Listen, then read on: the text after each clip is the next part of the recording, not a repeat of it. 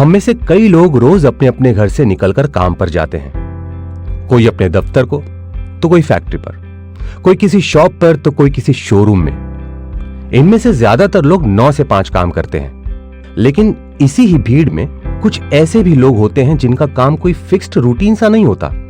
वो दिन रात 24 घंटे ड्यूटी पर होते हैं। उन्हें या उनके परिवार को बिल्कुल भी मालूम नहीं होता कि वो वापस घर कब तक लौटेंगे भी या नहीं। ये जांबाज रोज जिंदगी और मौत से आंख मिचोली खेलते हैं और यही है इनकी दिनचर्या।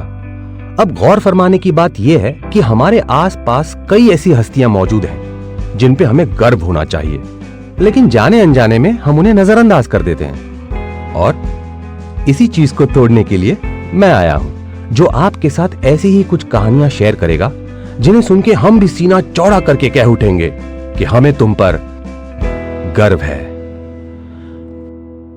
7 जुलाई 1999, जगह मुश्को वैली, कारगिल में स्थित शिखर पॉइंट 4875।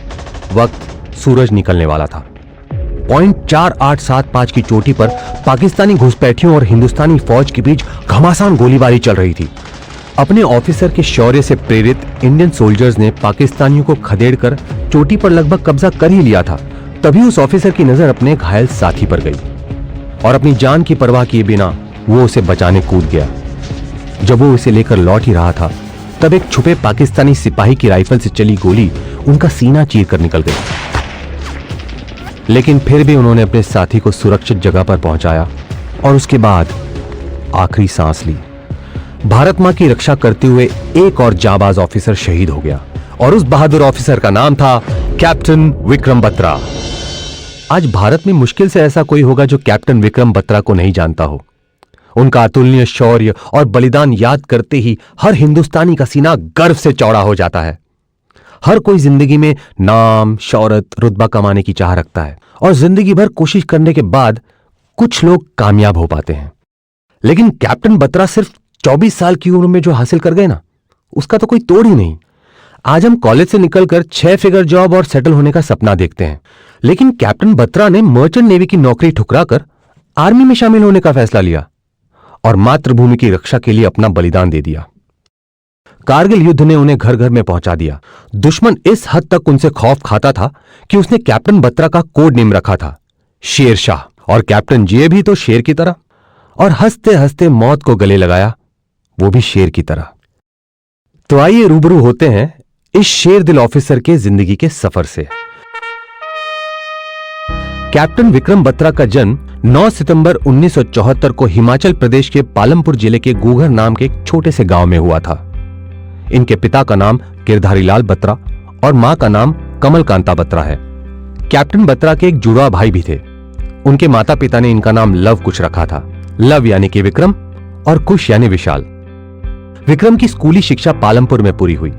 उनका स्कूल आर्मी कैंटोनमेंट में होने की वजह से बचपन से ही उन्हें आर्मी को लेकर एक आकर्षण सा था। उनके साथियों का कहना है कि वो अक्सर आर्मी की कवायतों को देखते रहते थे और आर्मी कदम ताल और ड्रम बीट सुनकर थम जाते थे। विक्रम बचपन से ही पढ़ाई हो या खेलकूद हमेशा अव्वल रहे। वो बहुत एक्टिव और निडर किस्म के बच्चे थे और उनमें दूसरों के लिए कुछ कर गुजरने का जज्बा था। इस बात का अंदाजा आप एक घटना से लगा सकते हैं। बचपन में बस से गुजरते वक्त उन्होंने एक लड़की की जान बचाई थी। स्कूल के बाद उन्होंने चंडीगढ़ से डीएवी कॉलेज से साइंस की डिग्री हासिल की और इस दौरान वो एनसीसी के सबसे बेहतरीन कैडेट भी चुने गए और उन्हें गणतंत्र दिवस के परेड का हिस्सा बनने का मौका भी मिला। कॉलेज पूरा होते ही उन्हें मर्चेंट नेवी में अच्छी सैलरी का जॉब लगा और वो पोलैंड जाने की तैयारी कर रहे थे। लेकिन कहते हैं ना, किस्मत कब कौन सा रुख मोड़ ले कोई नहीं जानता। पता नहीं क्यों, लेकिन अचानक उन्होंने आर्मी में शामिल होने का फैसला किया और इस फैसले ने उनकी जिंदगी हमेशा के लिए बदल दी। सीडीएस की तैयारी शुरू करने के बाद उच्च शिक्षा के लिए वो 1995 के आसपास पंजाब गए। तब वहां उनकी मुलाकात डिंपल से हुई, जो उनकी क्लासमेट भी थी। वैसे तो विक्रम के पर्सनालिटी की कई लड़कियां कायल थी, लेकिन उनके दिल के तार डिंपल से जुड़ गए और धीरे धीरे उनकी दोस्ती प्यार में तब्दील हुई और शादी तक पहुंच गई। तभी विक्रम को आर्मी ट्रेनिंग के लिए देहरादून के आईएमए में बुलाया गया और ट्रेनिंग पूरी करने के बाद उन्हें 6 दिसंबर 1997 में आर्मी के जम्मू एंड कश्मीर राइफल्स के 13वें बटालियन में लेफ्टिनेंट के पद पर नियुक्त किया गया। उनकी पहली पोस्टिंग सोपोर कश्मीर में हुई। कैप्टन बत्रा जितने आर्मी और ड्यूटी के प्रति समर्पित थे, उतने ही अपनों के प्रति भावना प्रधान थे। ये बात तब साबित हो गई जब डिंपल के द्वारा शादी के बारे में पूछे जाने पर उन्होंने बिना कुछ कहे चाकू से अपना अंगूठा काटा और उनकी मांग भर दी। विक्रम बत्रा की नई इनिंग्स शुरू हुई ही थी कि पाकिस्तान ने भारत की पीठ में छुरा भौंका और कारगिल युद्ध की शुरुआत हुई। विक्रम को इंडियन आर्मी में भर्ती होकर 2 साल भी नहीं हुए थे कि उन्हें युद्ध भूमि पर जाने का अवसर मिला। जब कारगिल में तनाव बढ़ने लगा, उस वक्त वो छुट्टी पर अपने घर आए थे और दोस्तों के साथ टहलते वक्त किसी ने कहा, यार विक्रम, जल्दी जंग शुरू होने वाली है, तुम अपना ख्याल रखना। उस पर विक्रम ने कहा, डोंट वरी, या तो मैं तिरंगा फहरा कर आऊंगा या तिरंगे में लिपट कर आऊंगा, लेकिन आऊंगा जरूर। और किसे पता था कि वो अपने दोनों वादे पूरे करेंगे। वो कारगिल में जिस बहादुरी से लड़े, उसने ना सिर्फ सेना बल्कि पूरे देश का मनोबल ऊंचा किया। दुश्मन पर ताबड़तोड़ हमला करते हुए उन्होंने पॉइंट 5140 पर अपना तिरंगा लहराया। लेकिन कैप्टन बत्रा कहां जंग से डरने वाले थे, पहले भी मौत से रूबरू हो चुके थे। एक बार कश्मीर में लड़ते वक्त एक गोली उनके कंधे को छूते हुए पीछे खड़े साथी को लगी और उसकी मौत हो गई। उनकी रेजिमेंट को द्रास की तरफ कुछ करने का आदेश मिला और वो 6 जून को द्रास पहुंच गए। पहुंचते ही तुरंत उन्हें पॉइंट 5140 जीतने का जिम्मा सौंपा गया। इससे पहले 18 ग्रेनेडियर्स 4 बार कोशिश कर चुके थे, लेकिन दुश्मन के ऊपर होने की वजह से उन्हें नाकामी का सामना करना पड़ा था और हमारे कई सैनिक मारे गए। पॉइंट 5140 तोनोलिंग रेंज की सबसे ऊंची और महत्वपूर्ण चोटी है, जिसे जीतने का जिम्मा अब विक्रम और उसके साथियों को दिया गया था। लेफ्टिनेंट कर्नल जोशी ने लेफ्टिनेंट संजीव सिंह जामवाल और लेफ्टिनेंट विक्रम बत्रा को इस चोटी पर तिरंगा लहराने का आदेश दिया था। इन दोनों की अगुवाई में इंडियन आर्मी ने पूर्व और दक्षिण दिशा से हमला बोल दिया। इस पहाड़ी पर दुश्मन के 7 बंकर थे। विक्रम ने दुश्मन को चौंकाने के लिए पीछे से हमला किया और उनका भागने का रास्ता काट दिया, लेकिन एक मशीन गन पोस्ट ने उनका रास्ता रोक रखा था। अपनी जान की परवाह किए बिना 5 सैनिकों के साथ विक्रम रेंगते हुए पोस्ट के पास गए और 2 ग्रेनेड्स फेंक कर मशीन गन को शांत कर दिया। इसके बाद विक्रम ने क्लोज कॉम्बैट में 3 पाकिस्तानी सैनिकों को मार डाला। इस साहस से प्रेरित होकर हमारे सैनिकों ने 7 बंकर ध्वस्त करते हुए दुश्मन को मौत के घाट उतारा। जीत का कोड वर्ड तय हुआ था, ओ या, जिसे कंपनी कमांडर तक पहुंचाया गया।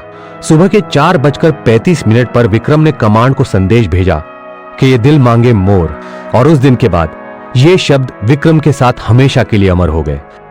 इस अभूतपूर्व सफलता के बाद लेफ्टिनेंट विक्रम बत्रा को कैप्टन की रैंक पर प्रमोट किया गया और तुरंत उनकी रेजिमेंट को मुश्को वैली भेजा गया। वहां पहुंचने पर उन्हें एक और जिम्मेदारी सौंपी गई, वो थी कैप्चर ऑफ पॉइंट 4875।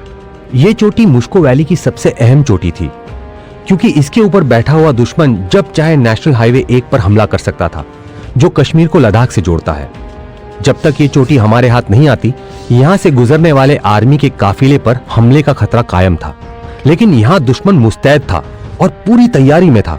जब इंडियन आर्मी ने हमले की शुरुआत की तो कैप्टन बत्रा नीचे आराम कर रहे थे, क्योंकि वो थकान और बुखार से जूझ रहे थे, लेकिन उनका दिल ऊपर लड़ाई में ही लगा हुआ था। 2 दिन की घमासान लड़ाई के बाद भारतीय सेना ऊपर तो पहुंची, लेकिन अभी भी पॉइंट पर हमारा नियंत्रण नहीं था। बगल में मौजूद सपाट टीले पर पाकिस्तानी सेना के कुछ बंकर थे, जिन्होंने रात के अंधेरे में हमारी चौकी पर हमला बोल दिया और हमारे सैनिकों पर उनकी मार भारी पड़ रही थी। ये खबरें नीचे आ रही थी। उनकी मदद की पुकार सुनकर विक्रम से रहा नहीं गया और उन्होंने ऐलान किया कि वो ऊपर जाएंगे। उनका जोश देखकर डीकॉय कंपनी के सैनिक भी साथ चलने की जिद करने लगे। आखिरकार दुर्गा मां का दर्शन लेकर 25 सैनिकों के साथ रात के अंधेरे में विक्रम ने चढ़ाई शुरू कर दी। जैसे ही भारतीय सैनिकों को पता चला कि विक्रम ऊपर आ रहे हैं, उनमें खुशी की लहर दौड़ गई, और जब दुश्मन को खबर मिली कि शेरशाह ऊपर आ रहा है, तो उनके हौसले पस्त हो गए और उन्होंने रेडियो पर धमकाना शुरू कर दिया। लेकिन धमकियों को इग्नोर करते हुए उन्होंने चढ़ाई जारी रखी और ऊपर पहुंचने पर उन्हें मशीन गन पोस्ट दिखी, जो हमारे सैनिकों पर हेवी फायरिंग कर रही थी। पेट्रो की आड़ में छुपकर नजदीक जाते हुए उन्होंने ग्रेनेड फेंककर उसे शांत कर दिया। इस वक्त दुश्मन इतना करीब था कि गोलियों के साथ गालियां भी सुनाई दे रही थी। नजदीक से हो रही फायरिंग से हमारे कई सैनिक घायल हो रहे थे। 16,000 फीट की ऊंचाई पर जहां आम आदमी मुश्किल से सांस ले पाता है, घंटों की चढ़ाई के बावजूद विक्रम रुकने का नाम ही नहीं ले रहे थे और उन्हें देखकर भारतीय सैनिकों का जोश और भी बढ़ गया। लेकिन विक्रम ने देखा एक संगर उनका रास्ता रोके खड़ा था और बगल में खाई होने की वजह से सिर्फ सामने से हमला मुमकिन था। अपनी जान की परवाह न करते हुए उन्होंने खुद आगे बढ़ने का फैसला किया। अपने साथियों की कवर फायर में आगे बढ़े। मशीन गन की गोलियों और ग्रेनेड लॉन्चर्स के धमाकों में विक्रम दुर्गा माता की जय के नारे लगाते हुए आगे बढ़ रहे थे। दुश्मन की गोलियों से जख्मी होने के बावजूद वो रेंगते हुए संगर के मुंह पर जा पहुंचे और इससे पहले कि पाकिस्तानी कुछ समझ पाते, विक्रम ने एक एक करते 5 दुश्मनों को मौत के घाट उतार दिया। एक पाकिस्तानी ने उन्हें पीछे से पकड़ लिया, लेकिन उसे पछाड़ते हुए विक्रम ने उसे भी ऊपर भेज दिया। विक्रम बत्रा का ये रूप देखकर पाकिस्तानियों का बचा कुचा हौसला भी टूट गया और वो पीछे हटने लगे। तभी विक्रम ने देखा कि उनका एक साथी घायल है। उसे बचाते वक्त उन्होंने सिपाही को कहा, तुम्हारा तो परिवार और बच्चे भी हैं, मेरी तो शादी भी नहीं हुई है। तुम पैर की तरफ रहना और मैं सर उठाऊंगा। और वो ढाल बनकर दोनों के सामने खड़े हो गए। उस स्थिति में भी वो अपने साथियों की जान बचाने की कोशिश में जुटे थे और इसी कोशिश में दुश्मन की गोली ने उनका सीना छलनी किया और वहीं जीत का सहरा अपने साथियों के सर बांधकर विक्रम हमेशा हमेशा के लिए हमें छोड़कर चले गए। इस अतुलनीय शौर्य के लिए कैप्टन विक्रम बत्रा को मरणोपरांत सेना का सर्वोच्च बहादुरी पुरस्कार परमवीर चक्र से सम्मानित किया गया। कैप्टन विक्रम बत्रा आज हमारे बीच नहीं है, लेकिन उनका शौर्य, अतुलनीय त्याग और धैर्य हमारी आने वाली पीढ़ियों को प्रेरित करता रहेगा।